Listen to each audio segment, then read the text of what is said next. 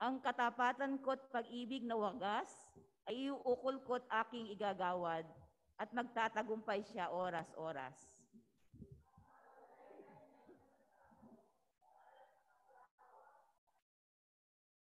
Ako'y tatawaging Ama niya't Diyos, tagapagsanggalang niya't manunubos.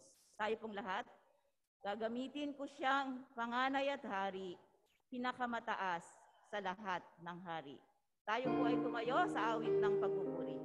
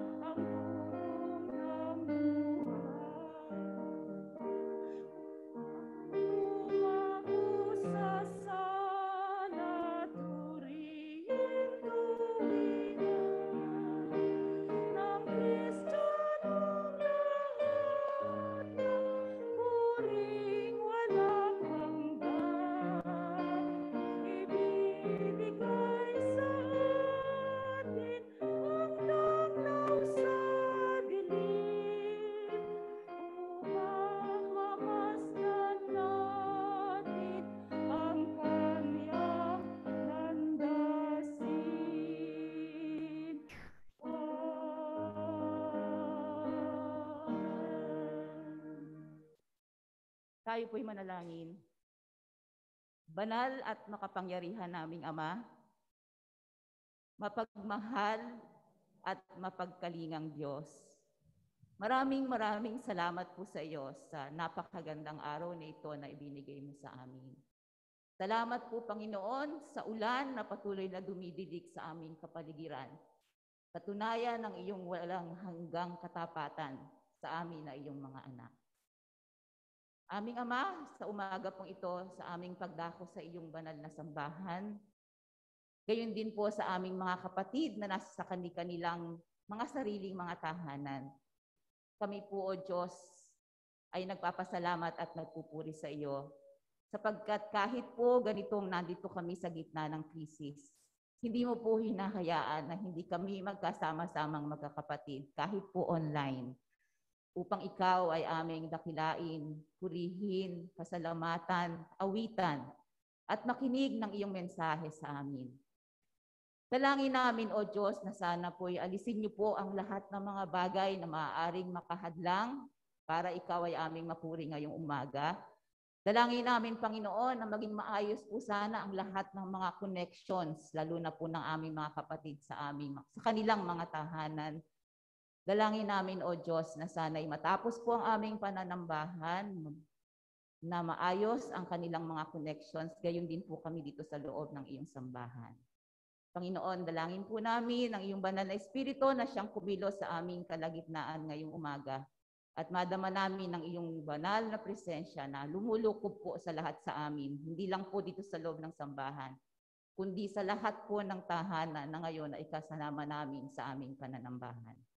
Ang lahat pong ito ay aming idinadalangin sa dakilang pangalan ni Jesus na aming Panginoon. Amen.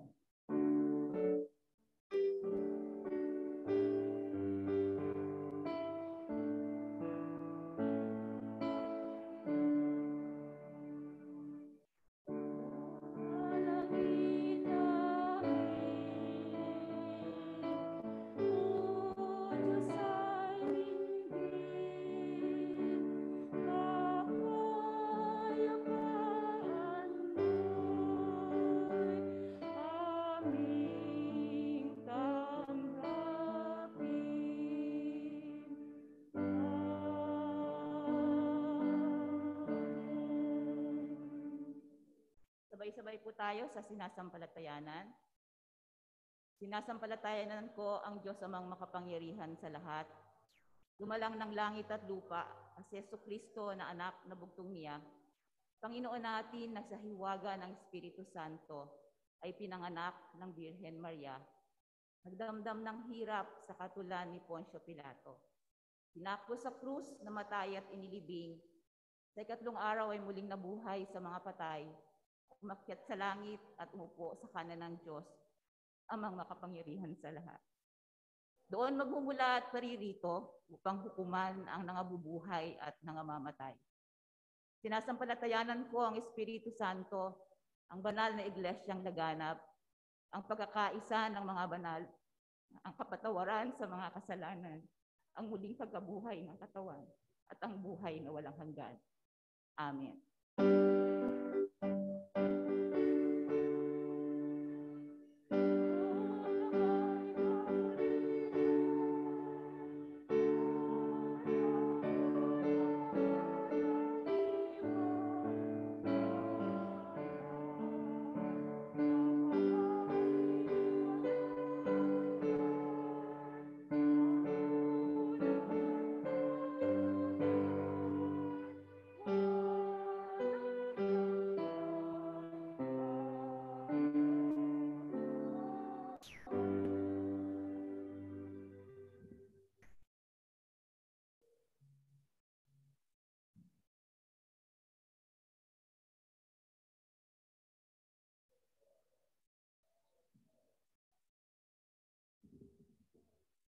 Okay, nasa panahon po tayo ng mga pahayag. Binabati po natin ang mga magdiriwang ng kaarawan. Sa 19 ay kaarawan ni Pablo de los Santos.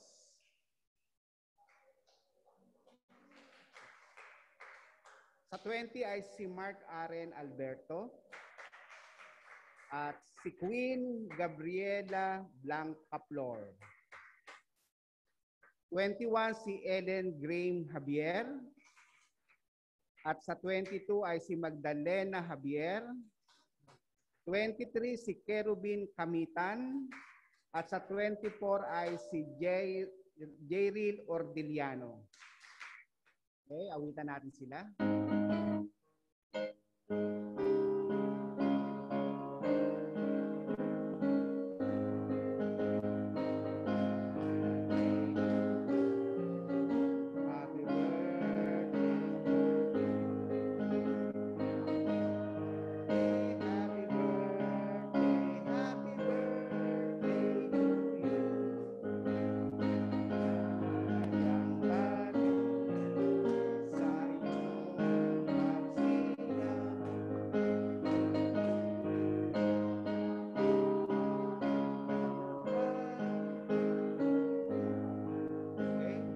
Happy birthday po. Ganun din po yung nagkaloob po ng bulaklak ngayon ay si Sam and Marcos Domingo.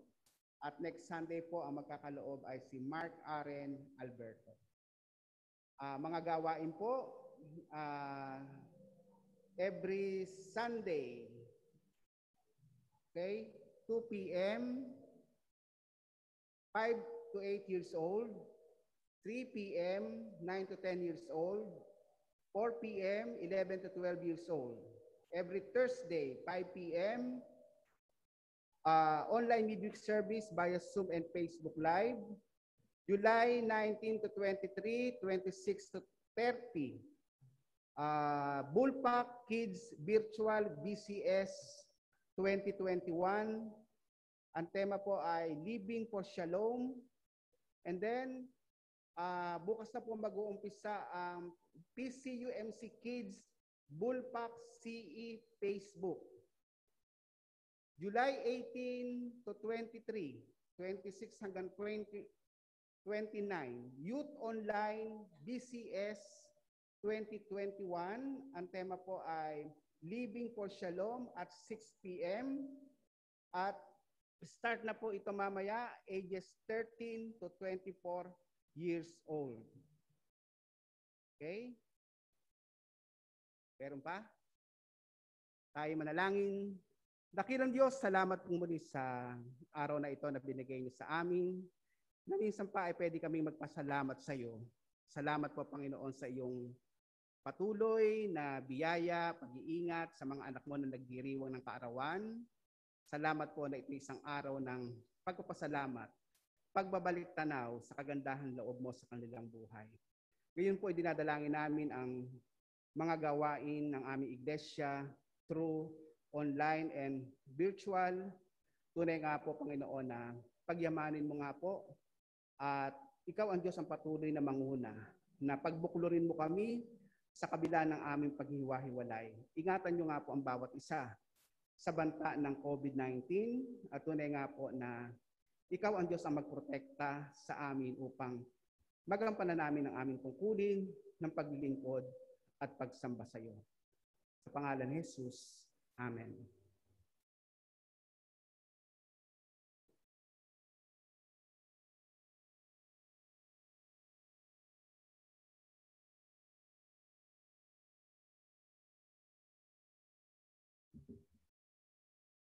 Ang unang pagbasa ay matatagpuan sa Ikalawang Samuel, Kabanata 7, talata 1 hanggang 14. Ito po ang sinasabi. Si David ay panatag na nakatira sa kanyang bahay. Sa tulong ni Yahweh, hindi na siya ginambala ng kanyang mga kaaway. Tinawag niya si Nathan at sinabi, "Nakikita mong nakatira ako sa tahanang sedro, ngunit ang kaba ng tipan ay sa toda lamang." Sumagot si Nathan, "Isagawa mo ang iyong iniisip, sapagkat si Yahweh ay sumasa iyo." Ngunit ng gabing iyo'y, sinabi ni Yahweh kay Nathan, "Ganito ang sabihin mo kay David, ipagtatayo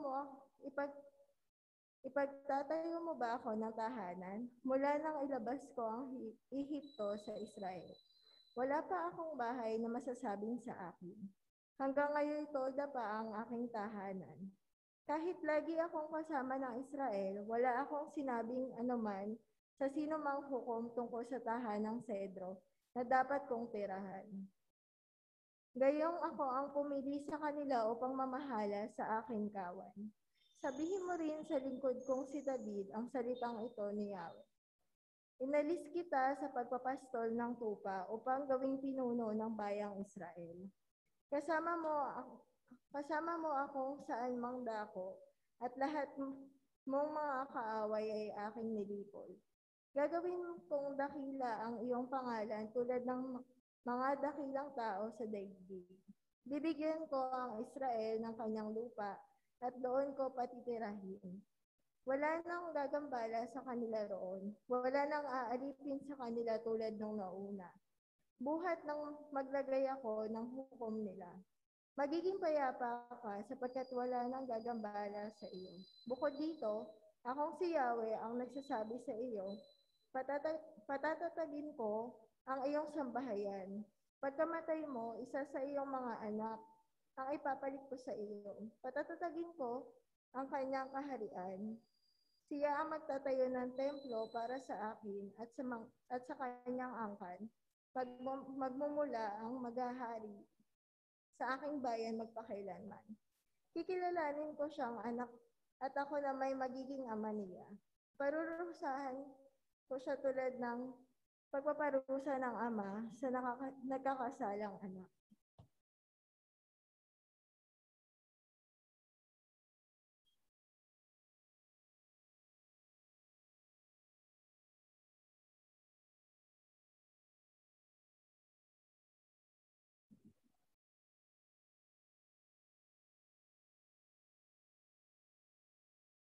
Ang ikalawang pagbasa po ay matatagpuan sa Efeso, chapter 2, verses 11 to 22. Kaya't alalahanin ninyo ang inyong dating kalagayan. Kayo'y ipinanganak na mga hintil at tinawag na dituli na ng tuli ayon sa ginagawa nila sa kanilang katawan.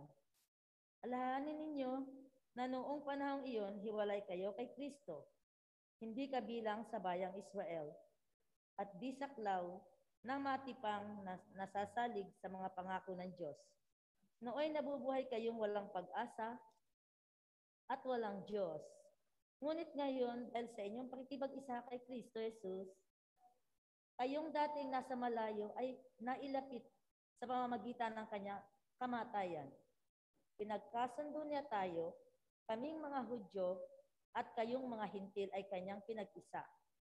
Sa pamamagitan ng kanyang katawan, pinawin niya ang alitan na parang pader na naghihiwalay sa atin.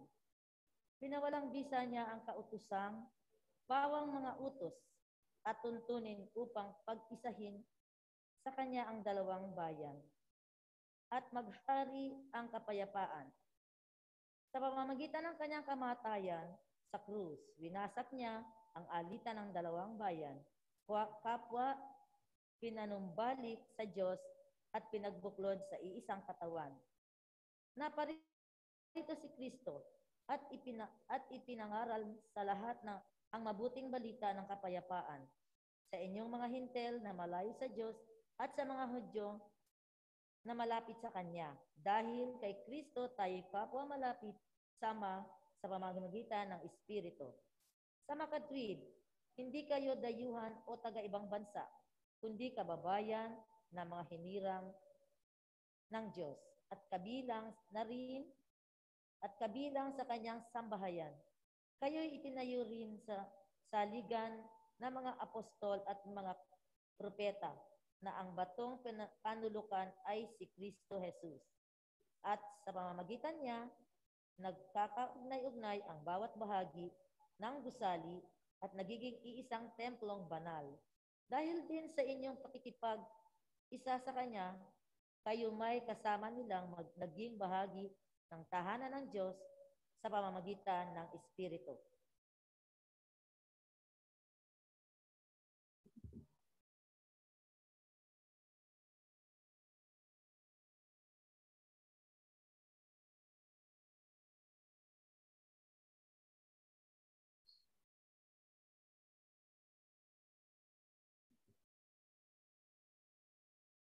Ang pagbasa po sa Ebanghelyo ay matatagpuan sa Marcos, Kabanata 6, mga talata 30 hanggang 34 at lilipat po sa mga talata 53 hanggang 56. Ang pagpapakain sa 5,000. Bumalik kay Jesus ang mga apostol at inuulat ang lahat ng kanilang naisagawa at naituro. Napakaraming taong dumarating at umaalis. Ano pat hindi na makuhang kumain ni Jesus at ng kanyang mga alagad. Kaya't sinabi niya sa mga ito, magtungo tayo sa ilang napuok upang malayo sa karamihan at makapagpahinga kayo ng kaunti. Umalis silang lula ng bangka at nagpunta nga sa isang ilang na dako. Ngunit maraming nakakita sa kanilang pag-alis at nakilala sila. Kaya't mula sa lahat ng bayan, ang mga tao'y patakbong tumungo sa dakong pupuntahan ni na Jesus at nauna pang dumating doon kaysa kanila. Paglunsad ni Jesus, nakita niya ang napakaraming tao. Nahabag siya sa kanila sapagkat para silang mga tupang walang pastol at sila'y tinuruan niya ng maraming bagay. Tumawid sila ng lawa at pagdating sa Genesaret ay isinadsad nila ang bangka. Paglunsad nila, nakilala siya agad ng mga tao. Kaya't nagmamadaling nilibot ng mga ito ang mga pook sa paligid. At ang mga may sakit na nakaratay na sa higaan ay dinala nila kay Jesus. Saan man nila mabalitaang naroon siya. At saan siya dumating, maging sa nayon, lungsod o kabukiran, ay dinadala sa liwasan ang mga may sakit at isinasamo sa kanya na pahipuin sila kahit man lang sa palawit ng kanyang kasuotan. At lahat ng makahipo nito ay gumagaling. Pinagpala po tayo ng Panginoon sa pagkabasa ng kanyang mga salita.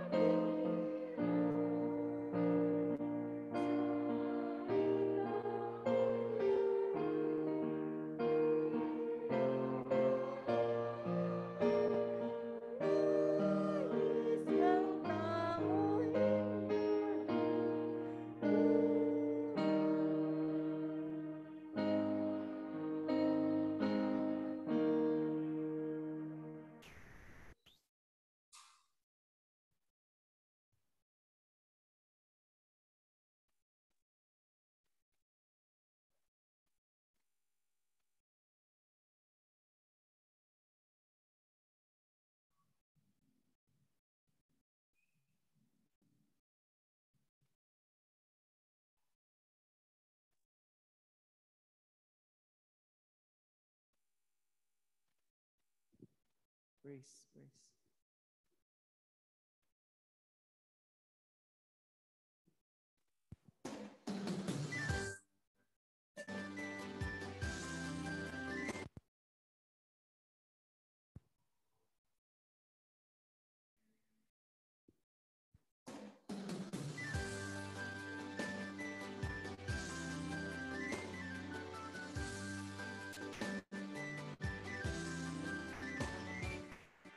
In the darkness that turned to day, Lord, you made us from breath and clay.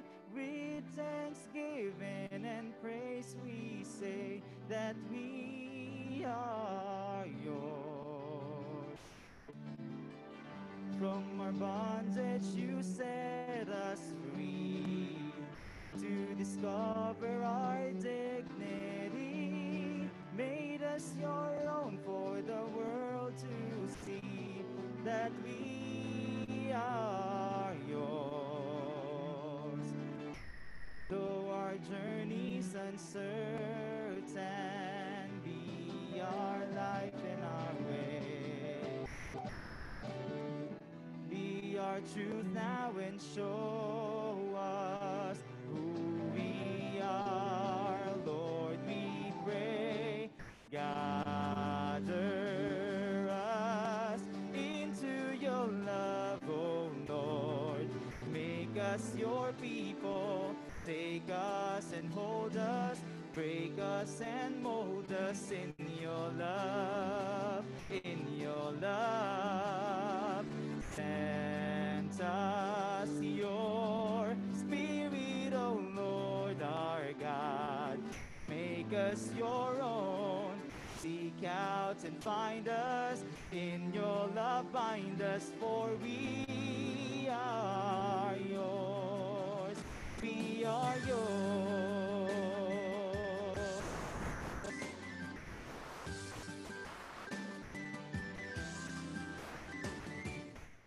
For the triumph of love and grace, you redeemed us from sin's embrace. To you, Lord Jesus, we'll lift our praise, for we are yours. With your spirit that brings new birth, you enkindle our lives through earth, renewing our hearts and annul the earth. We are yours. uncertain. Be our life and our way. Be our truth now and show us who we are. Lord, we pray, gather us into your love, oh Lord. Make us your people. Take us and hold us. Break us and mold us in your love. In your love. Send us your spirit, oh Lord our God. Make us your own. Seek out and find us. In your love bind us, for we are yours. When the world lay its claim on our hearts and souls, remind us of all that is true. That our hearts are yearning and restless still. Our hearts rest in you, rest in you, rest in you. Gather us into your love, oh Lord.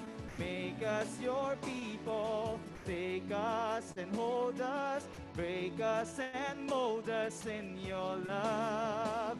In your love. Send us your spirit, oh Lord our God. Make us your own. Seek out and find us.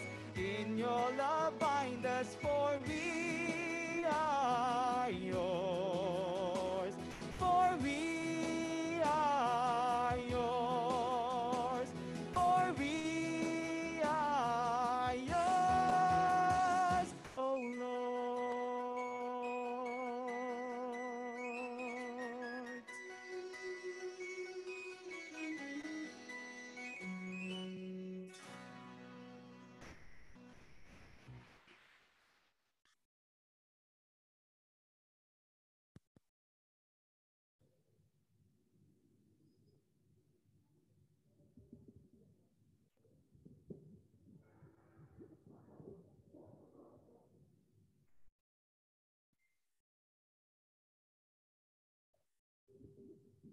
Doon pa.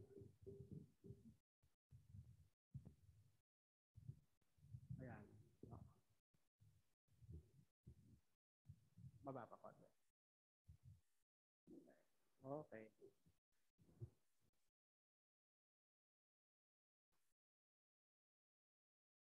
Sa text ng ating pinagbatayan, ito ay pagpapatuloy ng ministeryo ni Jesus, na kung saan last Sunday ay pinag-aralan natin kung paanong namatay at pinugutan ng ulo si Juan Bautista na kanyang pinsan.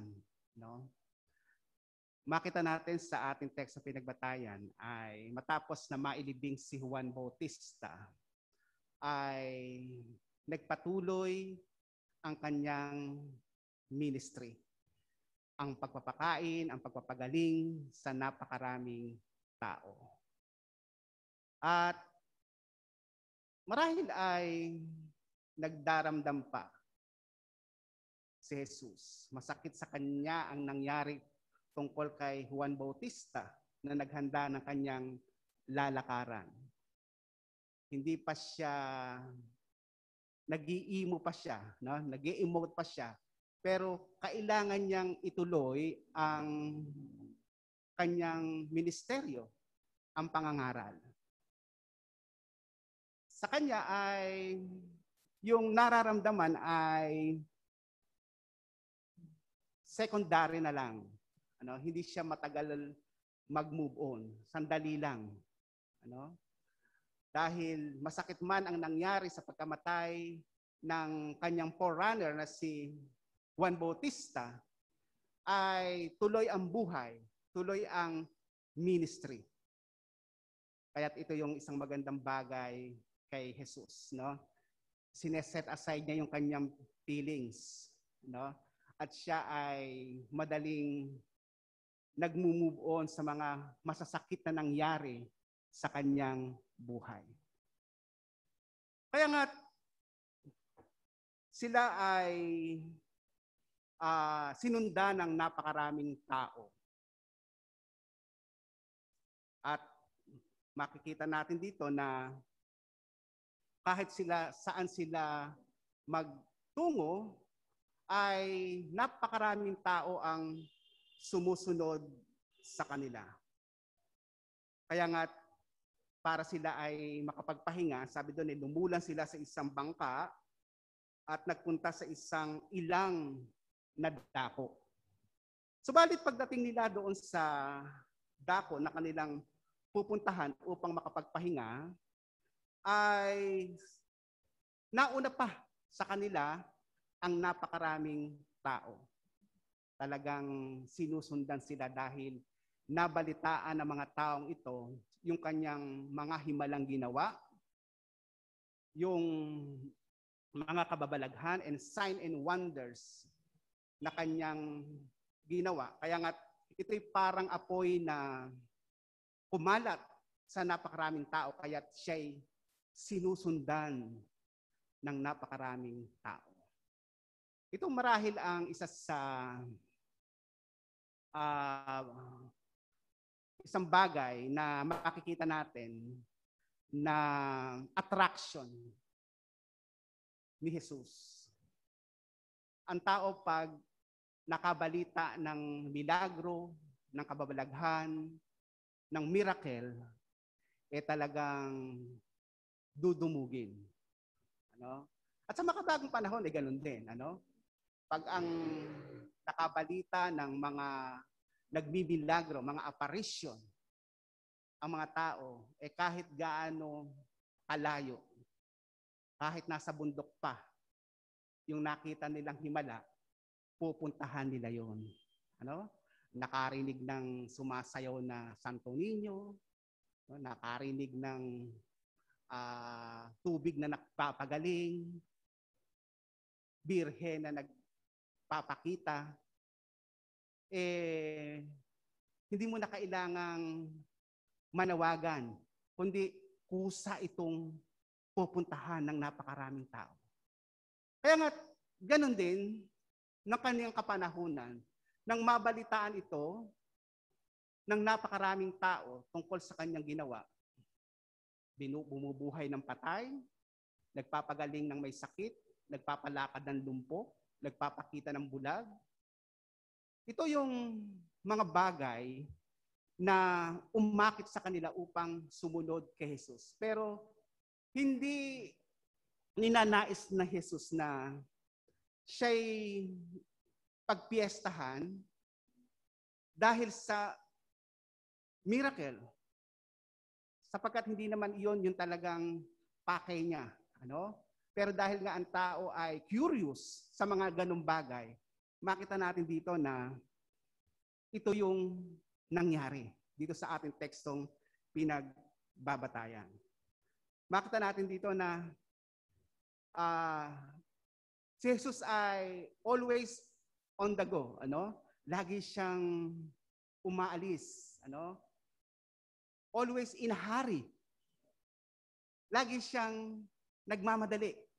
Kasi alam marahil niya na 3 years lang yung kanyang timetable upang magawa yung kanyang misyon, no? Kaya nga't makita natin dito na yung kanyang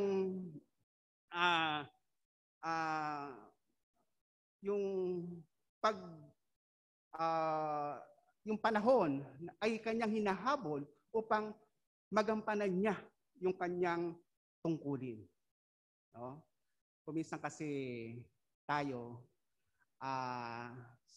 napakarami nating unfinished business sa buhay. Napakarami nating plano sa buhay na hindi nangyari dahil paumat-umat tayo. Or sinasabi natin saka na lang. Kaya marami tayong plano sa buhay na hindi nagkaroon ng katugunan kasi hindi natin ito binibigyan ng pansin. No? Hindi katulad ni Jesus na in 3.5 years ay nagawa niya yung kanyang misyon. Kaya nga, nang sila ay dumating doon sa lupain na kanilang pupuntahan, napakaraming tao silang dinatnan. Sabi doon kung saan-saan nagmumula at nanggagaling. Kaya nga, sabi dito, ay nahabag si Jesus. Compassion. Madalas nating marinig ito at mabasa sa Biblia. Yung compassion o yung kahabagan. Ano nga ba yung pagkakaiba ng pity doon sa empathy at doon sa compassion?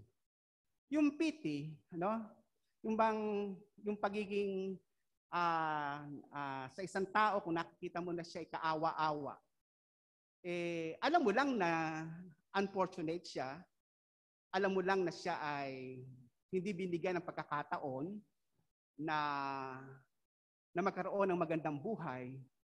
At ang pagtingin mo sa kanya, ito ay bahagi ng creation ng Diyos na talagang may mahirap, may less fortunate.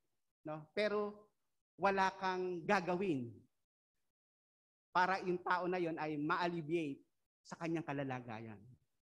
Yun namang empathy, nagkaroon ka nga ng kahabagan, pero wala ka namang ginawa. No? Maraming taong gano'n.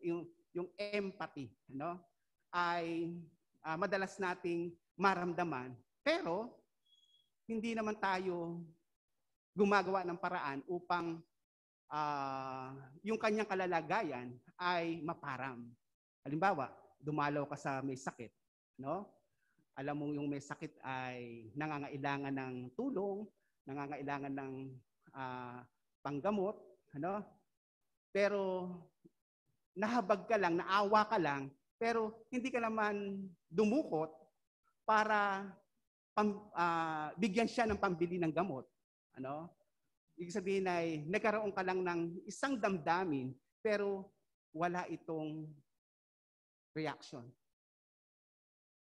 Samantalang yung compassion, ito ay the simplest meaning ay suffering with the sufferer. Kundi yung bang ikaw ay nakikiisa sa kanyang nararamdaman at dahil nararamdaman mo yung kanyang nararamdaman, gagawa ka ng paraan upang maibsan ito. Marahil nakita ni Jesus ang napakaraming tao na ito na sumusunod sa kanya. Mga tao na confused, naguguluhan, problematic, mga tao na hindi alam ang gagawin. Kaya nga, makikita natin dito, bilang si Jesus ay naging tao, naranasan niyang magutom, mauhaw, mahapis, makaranas ng injustice, nakaranas siya ng persecution. Kaya alam niya yung nararamdaman ng mga taong ito. Kaya nga, nung makita niya yung mga taong ito, ay hindi siya nanatili sa paghabag, kundi gumawa siya ng paraan upang yung mga taong ito ay magkaroon ng panlunas sa kanilang nararamdaman. Kaya nga, kung babasahin natin yung kwento, sabi doon ay, nagpakain siya ng 5,000 tao, na kung saan, dahil ito yung kanyang unang pangangailangan ng tao, ay gumawa siya ng himala upang ang lahat ng ito ay makakain. Kaya nga, ang sabi doon ay para silang mga tupang walang pastol. At ito nga yung tema natin ngayong umaga. Yung humanity in the eyes of Jesus. Ano nga ba yung paningin niya sa sangkatauhan, no? Sa mata ni Jesus? Alam natin na maraming tao ang maraming palagay kay Jesus. Sinasabi na siya ay anak ng Diyos. Sinasabi din na anak siya ng tao. May nagsasabi na He is a Savior. May nagsasabi na siya ay Messiah, tagapagligtas. Sinasabi na siya ay Lord, Panginoon ng mga Panginoon, the great provider, at prinsipe ng kapayapaan. Ibig sabihin ay maraming tao ang nagbigay ng definition kung sino siya.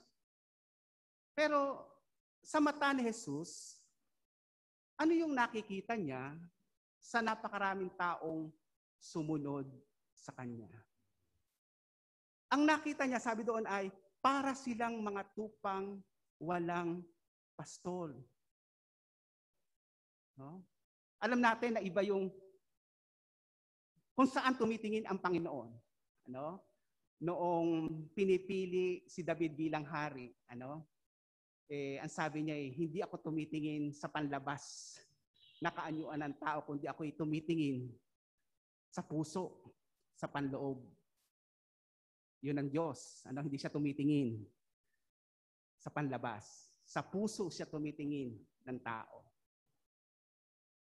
At makikita natin dito, ang pagtingin niya sa napakaraming taong sumunod sa Kanya ay parang mga tupang walang pastol. Para natin mas maunawaan kung ano yung karakter ng tupa na walang pastol. Alam nyo, ang tupa ay hindi siya smart animal. Hindi siya katulad ng aso na natuturuan na umuwi ng bahay. Natuturuan siya na tumalon, natuturuan siyang playing dead, natuturuan siyang tumahol kung may tao. Ganun ka-smart ang aso. Pero ang tupa, dahil nga siya ay very dependent sa pastol, kaya kailangan niya ang isang nagpapastol sa kanya. Sapagkat kung walang pastol, hindi siya katulad ng ibang hayop na nakakauwi kung siya ay nasa malayong lugar. Hindi niya alam na siya ay masisila, hindi niya alam na bangin na pala yung kanyang nilalakaran dahil siya ay nearsighted. Kaya nga't kung walang pastol ang mga tupa, hindi niya alam na siya ay nasa bingit ng kamatayan. Pwede siyang mahulog sa bangin. Kasi akala niya, patag pa rin yun. Pag sinabing nasa bingit ng kamatayan, sumisimbolo ito na may mga tao na naaakay sa maling pananampalataya, na ang wakas nito ay kamatayan. At sa makabagong panahon, maraming tao ang ligaw na inaakay ng kapwa bulag sa pananampalataya. Kaya nga't nang si Jesus ay makarating sa Jerusalem, siya ay tumangis dahil nakita niya ang Jerusalem ay isang bayan na may kabulagang espiritual. Ito yung nakita niya. Hindi niya nakita yung progresibong bayan ng Israel, ng Jerusalem. Hindi niya nakita yung modernong bayan ng Jerusalem, kundi ang nakita niya ay yung kabulagang espiritual ng Jerusalem. At muli dito sa ating pinagbabatayan, nang makita niya yung napakaraming tao, nakita niya na ang mga taong ito'y parang tupang walang pastol. At ang tupa ay maaari siyang masila ng mga kaaway, ng mga leon, ng mga lobo. Kaya kailangan ang pastol na magtatanggol sa kanila. Yun yung kalalagayan ng tupang walang pastol. Kaya nga, ito yung pananaw ni Jesus. Yung kanyang pananaw ay more on spiritual, more on soul, yung sa kaluluwa. Kung ano yung kalalagayan ng spiritual na kalalagayan ng tao at yung estado ng kanyang puso. Doon siya tumitingin sa spiritual na kalalagayan. Kung noong nakakaluwas pa tayo sa LRT, pagbukas ng LRT sa monumento, babaan yung napakaraming tao. Kung saan-saan nagmumula, kung saan-saan nanggagaling, talagang napakaraming tao ang laman ng LRT pag huminto. Pero kung sa paningin ng tao, itong mga taong ito nagmamadali dahil sa kanilang trabaho, kanya-kanyang business sa buhay, kung saan-saan pupunta, nagmamadali dahil marahil ito yung kanilang pang-araw-araw na trabaho. Pero naisip nyo ba, ilan sa mga taong ito ang nakakilala sa Panginoon? Sa pananaw ng Panginoon, ito kayang mga taong ito ay may tunay na pagkakilala sa Panginoon. Ilan na ang nakarinig ng salita ng Diyos mula sa napakaraming taong ito? Ilan ang Kristiyano dito? Ilan yung tunay na sumasamba sa Diyos? Yun yung spiritual na pagtanaw. Kaya nga, makikita natin dito na ito yung naisip. Ito yung iniisip. Sa kanyang mga mata, nakita niya na ang mga taong ito ay parang mga tupang walang nagpapastol. At gayon din sa ating komunidad na kinabibilangan. Bilang ilaw ng iglesyang ito, ang iglesyang ito ay ilaw sa komunidad na ating ginagalawan. Ilan na yung ating natanglawan?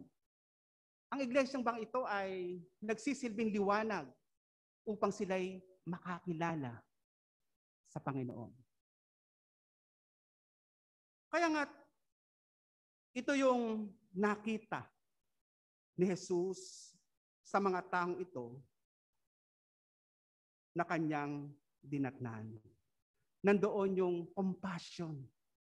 Nandoon yung nakita niya na ang mga taong ito ay may kabulagang espiritual, walang kapayapaan, at walang Diyos na maaasahan dahil sa bulag na pananampalataya. Kaya nga, dumating ang punto na siya ay gumawa ng himala. Sabi niya, nagpakain siya ng 5,000, pero sa tekstong ating pinagbatayan, nag-escape, hindi ito binigyan ng pansin. Tumalon sa verse 53. Makita natin dito na sabi doon, sa pagitan ng teksto, ay nagpakain siya ng 5,000 katao, pera ang mga babae at mga bata, na kung tutuusin ay mga 15,000 people. Ganoong karami. Ganoong karami ang pinakain ni Jesus. Kaya nga sabi ng mga alagad ay Saan tayo bibili ng ganitong karaming pagkain? Kahit may pera ay walang mabibilan. Kulang. No? Pero ito yung pagkakataon na sinusubok ni Jesus ang kanyang mga alagad. Marahil ay saksi ang mga alagad sa tinatawag na first-hand experience na kasama nila si Jesus sa kanyang pagtuturo at paggawa ng himala, kasama sa pagtulog at pagkain. Pero this time, gustong subukin ni Jesus ang mga alagad kung ano ang gagawin nila sa ganitong sitwasyon ng buhay. Ibig sabihin ay binigyan sila ng test, ng exam, kung sila ay natuto na. Pero ang sabi ng isang alagad, kahit na 200 denaryo ay hindi makakakain ang mga taong ito. Kaya kailangan silang pauwiin. Kung minsan, dinadala tayo sa ilang ng Panginoon, hindi upang gutumin, kundi upang tayo ay subukin sa ating pananampalataya. Kung minsan dinadala tayo sa dagat ng Panginoon, hindi para lunurin, kundi para turuang lumangoy. Dinadala tayo ng Panginoon sa napakataas na lugar, hindi upang itulak, kundi upang turuang lumipad. At sa ating buhay bilang mga Kristiyano, sa panahon ng pagsubok sa buhay, hindi ito maituturing na parusa, pagsubok, kundi ito ay training sa atin ng Diyos. Ito ay pagsubok o exam ng Diyos upang ma-i-apply natin yung ating pananampalataya. Napakatagal na nating sumasamba, nananampalataya, nakikinig ng salita ng Diyos, nag-aaral ng Bible study, pero ito ba ay na-i-apply na natin sa tunay na sitwasyon? Sa panahon ng pagsubok, ito yung panahon na nais ng Diyos na i-apply natin yung ating pananampalataya. Kaya maging sa pagpapala at maging sa pagsubok man, ito ay isang pagpapala. Walang parusa. Kundi maging sa pagsubok, kung ito man ay yung mapagtagumpayan, ito ay isang pagpapala. Kasi yung lesson learned na natutunan mo dito, yun ang pinakamahalaga sa iyong buhay. Yung natuto ka sa kabiguan, natuto ka sa pagsubok, at natuto ka sa mga aral ng buhay. And then, ang sabi doon, muling tumawid sila sa lawa at pagdating sa Genesaret ay isinadsad nila ang bangka. Paglunsad nila, nakilala siya ng mga tao, kaya nagmamadaling nilibot ang mga ito ang mga pook sa paligid at ang mga may sakit na nakaratay sa higaan ay dinala niya kay Jesus. At saan man siya dumating, maging sa nayon, lungsod at kabukiran, ay dinadala sa liwasan ang mga may sakit at isinasamo sa kanyang pahipuin sila kahit man lang sa palawit ng kanyang kasuotan. At dahil ang lahat ay nakasaksi at nangabusog sa pagpapakain ni Jesus sa ganitong karaming tao, naroon at naging saksi sila sa isang milagro, sa isang himala. He is a miraculous Savior. At dahil dito sila ay nanampalataya. At ang pananampalataya ang nagbubunsod upang sila ay gumaling. Alam niyo ba sa Galilea, hindi siya nakagawa ng himala sa kanyang sariling bayan, dahil walang pananampalataya ang kanyang kababayan sa kanya. Kaya nga sinabi niya, walang propetang sumikat sa sariling bayan. Pero makita natin dito, nang ang mga taong ito ay nakasaksi ng himala, sabi doon, dahil sa pananampalataya kay Jesus, ang humipo sa laylayan ng damit ni Jesus ay nagsigaling na lahat. Without faith, it is impossible to please God. Sa kanilang pananampalataya, silang lahat ay nagsigaling. Kaya nga, ipinakikita dito yung ministry ni Jesus na holistic. Sabi doon, siya ay nagturo. He preached, he teach, he feed, and he healed. Nagturo, nangaral, nagpakain, at nagpagaling. Ito yung holistic ministry. Yung kabubuang pangangailangan ng tao ay ibinigay ni Jesus dahil sa kanyang kahabagan. Dahil doon sa compassion ay ibinigay ni Jesus yung pangangailangan ng tao. At bilang isang iglesia, ito din yung ino-offer natin sa kanila. Hindi lang sila tuturuan, hindi lang sila iba-Bible study, kundi kung sila ay nagugutom, nandoon din yung ating ministry sa Kanya. At kung sila ay may sakit, may mga medical mission tayo upang sila ay mapagamot, mapagaling sa kanilang pangangailangan. Kaya nga, bilang isang iglesia, ito rin yung ministry na nais niyang makita sa bawat isa sa atin.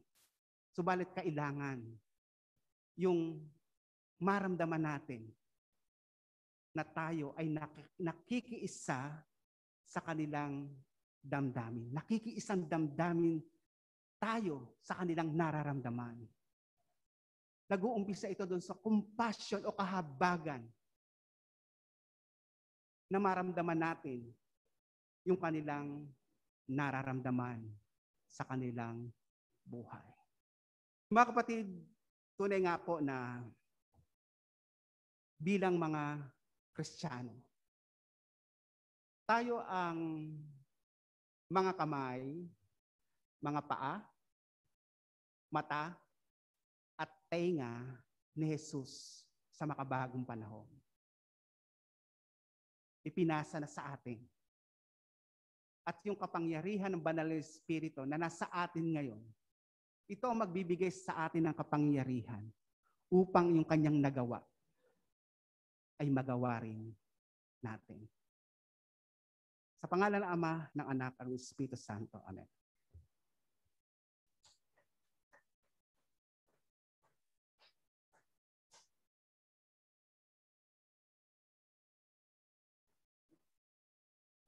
Maraming salamat po, Pastor, sa pagdadala ng balita, ng mabuting balita na galing sa ating Diyos. Tunay nga po na hinahayaan ng ating Diyos na tayo ay dumaan sa iba't ibang mga karanasan sa buhay. Para sa pamamagitan ng mga natutunan natin sa mga karanasang ito, ay makapagpatuloy tayo sa ating paglilingkod sa iba. Ngayon po ay nasa panahon tayo ng paghahandog, sapagkat kung bukal sa kalooban ng pagbibigay, tatanggapin ng Diyos ang inyong nakayanan, hindi niya hinihintay na magbigay kayo ng hindi ninyo kaya. Habang tumutugtog po ang ating organ, ay narito po sa harap yung ating lalagyan ng ating mga handog. Pwede po tayong isa-isang bumalik. Sundin lang po natin yung ating protocol. Salamat po.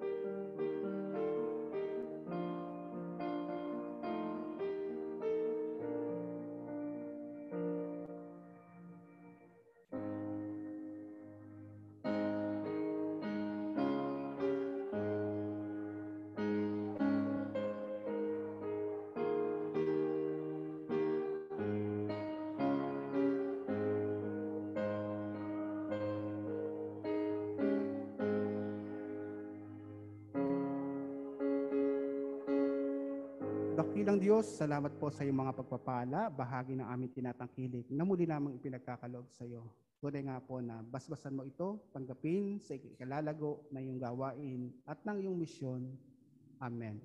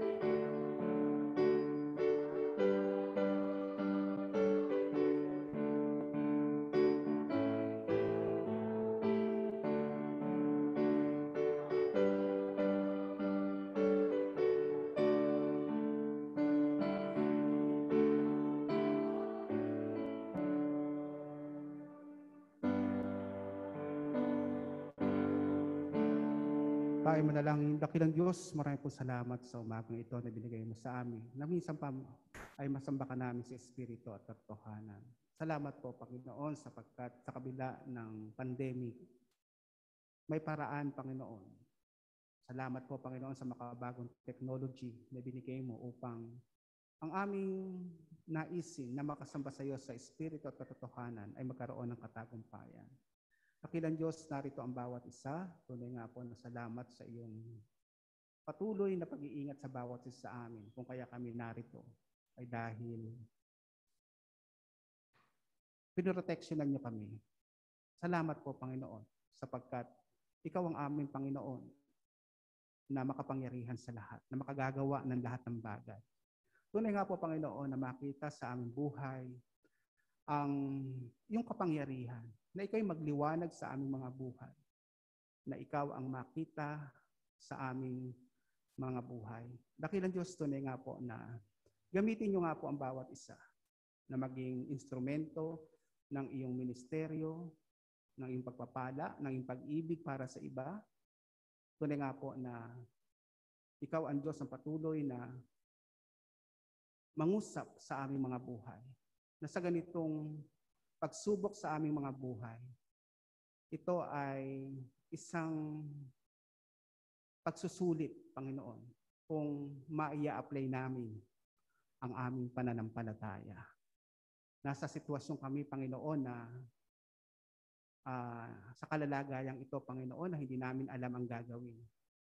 Pero masasabing isang pagpapala pa rin ang aming sitwasyon sapagkat nais mong makita na gamitin namin ang aming pananampalataya. Dakilang Diyos, pagpalain niyo ang bawat isa. Tunay nga po na alisin mo sa amin ang pag-aagam-agam, ang doubt. Tunay nga po na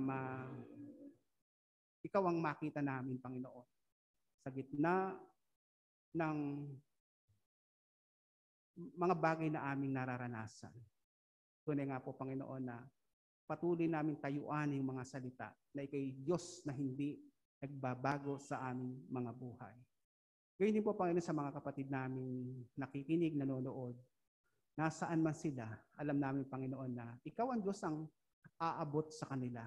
Ikaw ang Diyos ang patuloy na mag-iingat sa kanila. Hindi hadlang ang aming pagkakalayo-layo sapagkat patuloy mo kaming pinag-iisa sa ganitong kaparaanan. Dakilang Diyos, tunay nga po na maramdaman ka namin lagi. At tunay nga po na ikaw ang Diyos ang patuloy na magpaalab ng aming pananampalataya. Gayun din po, Panginoon, sa mga kapatid namin yung pinagaling sa kanilang karamdaman. Alam mo kung sino sila at alam namin, Panginoon, ikaw ang Diyos ang patuloy na gagawa sa kanilang buhay. Hihipuin mo sila. Gayun din po, Panginoon, sa mga anak mo na humihingi ng patuloy na kagalingan. Tunay nga po na nilalapit namin sa iyo si Ate Ruth. Tunay nga po na ikaw ang Diyos ang humipo sa kanyang katawan sa pangalan ni Jesus. Tunay nga po na igawad mo sa kanya ang ganap na kagalingan. Marami siyang kakaharaping mga exam, medical exam. Tunay nga po, Panginoon, nadalangin namin na maging negative ito. At alam namin, Panginoon, na tutulungan mo siya at hihipuin mo sa iyo ng magpalang kamay sa pangalan ni Jesus. Tunay nga po na ibibilang mo siya sa iyong mga pagagalingin. Gayun din, provide mo yung kanyang mga pangangailangan. Sama-sama kami lumalapit, nananalangin ng iisang damdamin para sa kagalingan ng lahat. Sa pangalan ni Jesus, Amen.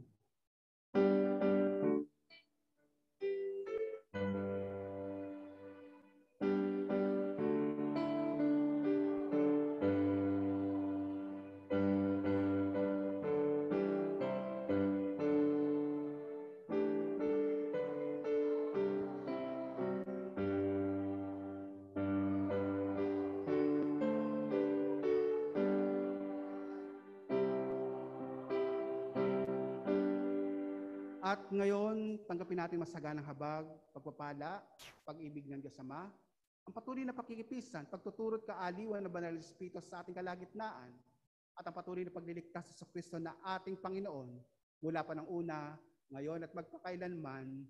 Amen.